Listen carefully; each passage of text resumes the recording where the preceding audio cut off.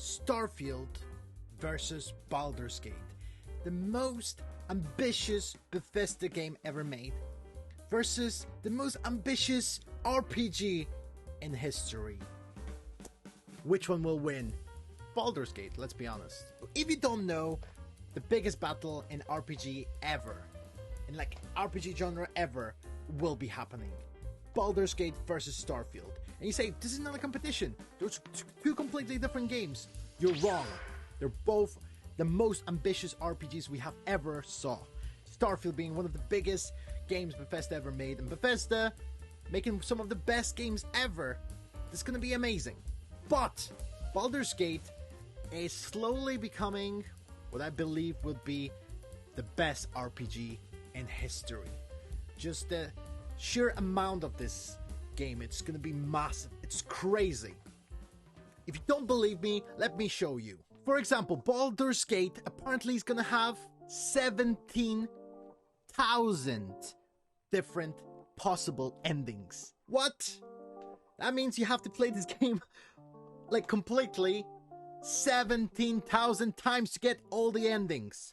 Isn't that crazy? And when you think about the fact that this game is predicted to be between 23 and 70 hours long, 23 if you just beat the main story, that's crazy amount of time you can spend in that game. So if we use our mathematical minds, let's have a look how much it is. So let's say we go for the 35 hours, right? Because that's with the side quests and all that stuff, right? Times it by 17,000. That's 595,000 hours to get all the endings. That's a crazy amount of game. But you might go, oh, cynical, it's probably going to be the same stuff over and over again. It's not going to be fun to play it that many times. Well, you're wrong. This game is crazy ambitious with amount of stuff and changes you can have. Apparently, every single race has a completely different impact on your game. Your gender, your class, every single thing impacts your game. So for example, if you're a big giant dude, you have to avoid tiny spaces and probably have to go around the mountain. When you're in a halfling, you can just go through a little hole in the ground and get into the mountain straight away, giving you a completely different experience. How crazy is that? But we're just talking about Baldur's Gate, but what about Starfield? Well, the thing about Starfield is, for everything we've seen so far, yes, it's vast. It's a huge game because it has tons of planets, apparently 1,000 different planets, but there are procedurally generated worlds. As such, it's not going to be a handcrafted experience as it is with Baldur's Gate, which, again, handcrafted is always better. Let's be honest, mates. Let's be honest. What else does Starfield not have which Baldur's Gate have? Well, maybe co-op. Yes, Baldur's Gate is fully co-op. You can play this online or even apparently on a couch with your buddies. How cool is that? Massive adventure with your friends. Or you can play it solo. You don't have to play with friends. If you're like me and have no friends, you can still play it. I mean, yes, of course, Starfield has a lot of stuff. You can romance people. You can fall in love with people on your journey into the space. But in Baldur's Gate, you can smurf a bear. I'm not joking. You can smurf a bear. How beautiful. How beautiful is that? Interestingly, Baldur's Gate even used intimacy coordinators.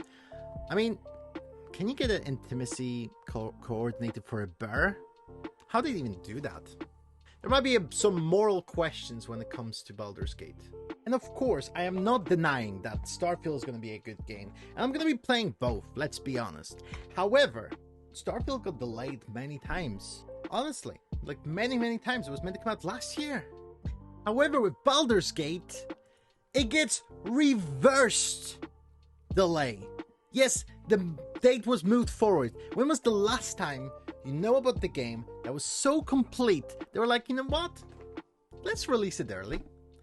Never in the history of AAA games I think that happened. Don't quote me on that, I might be wrong. If you're still not convinced that Baldur's Gate comes on top when it comes to Starfield versus Baldur's Gate, well, is any other company, is any other game so intimidatingly perfect that game developers have to tell us that it is an anomaly? To say that you should not expect such quality and such vast amount of content from games going forward.